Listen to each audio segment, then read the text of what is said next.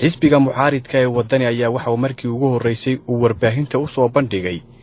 kaarkii golaha dhexe ee xisbiga kulmiye uu ku lahaa siyaasi Cabdirashiid Riyaraac oo dhawaan madaxweyne Biixi u soo xulay in uu ka mid noqdo 7 xubnood ee komishinka doorashooyinka Soomaaliland. xogayaha duulista iyo hawada ee xisbiga wadani Nuuraddiin Diini ayaa waxa uu madaxweynaha Soomaaliland ugu baaqay haddii uu abaalgud u sameynayo Cabdirashiid Riyaraac in uu ku daro golihiisa wasiirada, balse waxa uu nasiib darro ku tilmaamay in madaxweyne Biixi xubin ka tirsan golaha dhexe ee xisbiga kulmiye uu u soo xulo komishinka doorashooyinka Soomaaliland.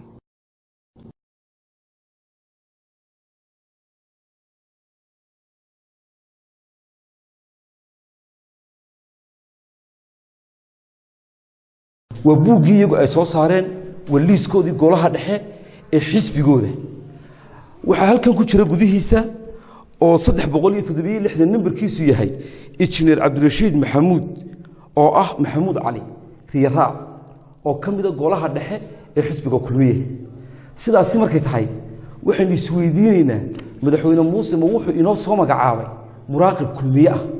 مسوحو إناس هم جعاوي كوميشن قرن أو قرصورة oo ka garnaqa 4 milyan reer Soomaaliland codkooda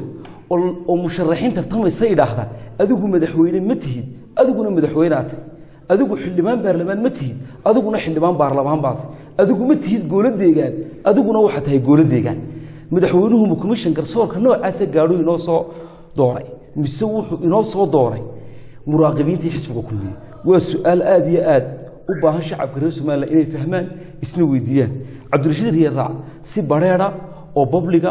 ayuu uga qayb qaatay campaignkii Muuse lagu soo doortay tanina waxaan u maleynayaa inay tahay abaalmarin isaga lagu abaalmarinayo madaxweyne haddii aad Cabdirashiid doonayso inaad u abaal celiso qalinkaaga iyo xilalka adigu aad hayso ugu abaal celi oo golaha wasiirada ku darso awalba uu kamid ahaa waxa kale iyaduna jirta oo had cad isla soo taagay been cad afhayeenka madaxtooyada Soomaaliland waxaana moodaa madaxtooyadeeni inay imika ka shaqeyso yoonta oo gambar gaaban oo murana ku fadhido halka ay qaranka uga shaqeyn leh Soomaalidu waxay tiraahdaa ilayn been raad ma leh waxa warbaahinta hor yimid Foosi Faarax oo ahaa xubintii soo magacaabeen golaha guurtidu oo ahaa xubin ay golaha guurtidu wuxuu sheegay komishaneer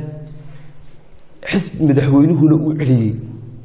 isagoo u sifeynayay inuu yahay xisbiga wadani xubintaasi iyadoo aan ahayn xisbiga wadani waxay ku tilmaameen inay tahay wax aan jirin si madaxtooyadu way ku beenoodayo Foosi inta soo fadhiistay buu madaxweynaha ay soo celiyay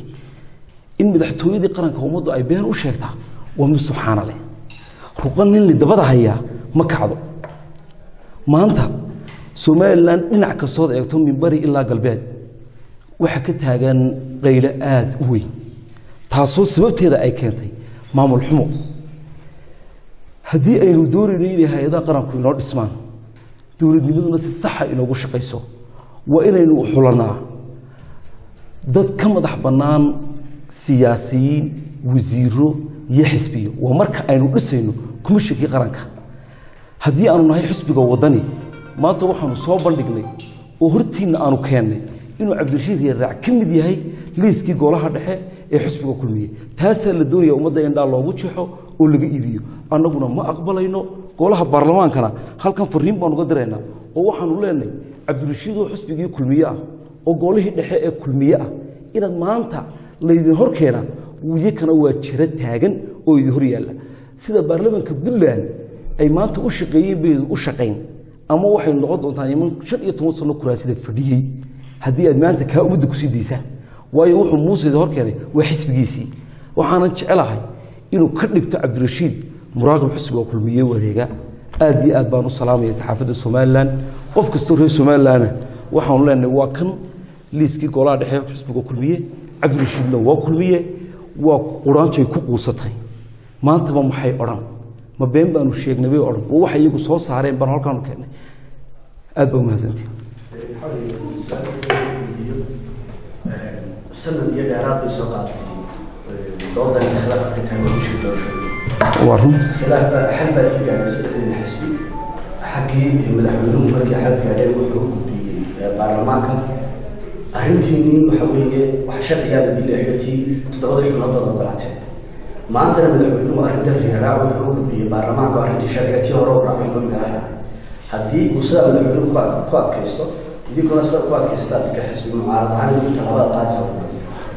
وسؤال في عنه horta wala taariikh ahaan iyo history ahaan waxaan jecelahay inaan eeridin iftimiyo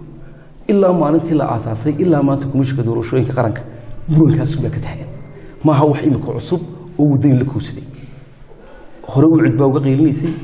hore kulmiye uga qeylinayay weyloobi komishinkii 2009kii doorashada qabtay ku guuleystay xisbiga kulmiye qaabkii lagu soo dhisay sidaas markay tahay asliyan ba waxa horta halkay wax ka xun wax weey waxeerka komishiga ku asaasay hay'adda dhan ee doorashooyinka qaranka ugu muhiimsanay ma laha xeer u gaara oo si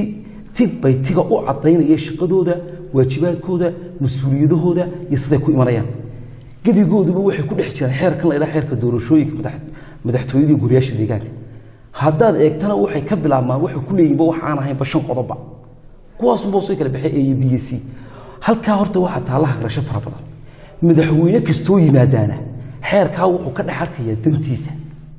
sida daraadeed inuu wax ka bedelo hagaajiyo oo taariikh ka tago oo legacy ka tago oo qaranka wuxuu reebo diyaar uma aha ee uu ku danaysanaya ku danaysiguna waa jabka qaranka haddaan ku soo dhawaado maxaad yeelaysaa xisbigu hore uu u sheegay go'aamadiisa gudoomiyaha hadlay afayeenka xisbiga hadlay xogeeye guud ee xisbiga hadlay go'aanka xisbigu waxa weeye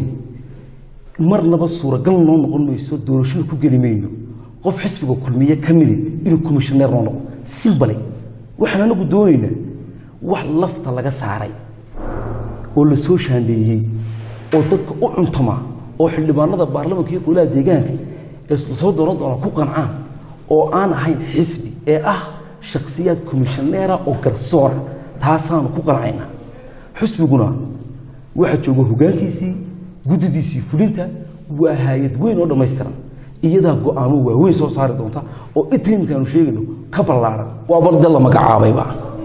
halka inaad ku noqoto maaha oo reer waa la magacaabay wixii la gudboonana waanu sheegnay ma aha wax soo socdo imanaya Cabdirashiid oo reer madaxweynuhu magacaabay waa nagan imka ka hadlayna wixii la gudboonaa waa nagan idin sheegnay waan Cabdiraxiin Mooli Ismaaciil shabakada wararka Ilays News magaalada Hargeysa